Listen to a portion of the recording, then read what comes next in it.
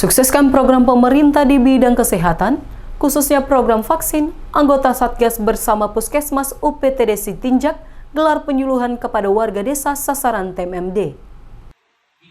Pentingnya penyuluhan pelaksanaan vaksin COVID-19 yang diberikan dalam pelaksanaan TNI Manunggal membangun desa di Desa Sihom, Kecamatan Angkola Barat, Kabupaten Tapanuli Selatan sangat bermanfaat bagi warga desa. Pasalnya, dalam pelaksanaan penyuluhan kesehatan serta sosialisasi vaksin ini didatangkan langsung oleh Kodim 0212 Tapanuli Selatan dari Puskesmas UPTD Sitinjak, Kecamatan Angkola Barat.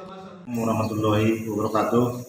Saya Menteri Bakti MKN Kepala UPT Puskesmas Sitinjak mendukung penuh sosialisasi COVID-19 bersama TMMD Kodim 0212 Tapanuli Selatan yang ke-111.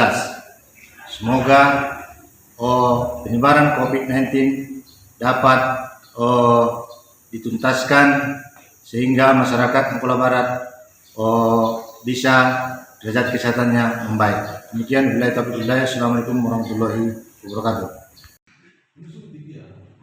Dalam pelaksanaan ini, diharapkan warga desa Sihom dapat menjaga kebersihan dan kesehatan masing-masing, serta selalu melaksanakan prokes kesehatan baik dimanapun berada.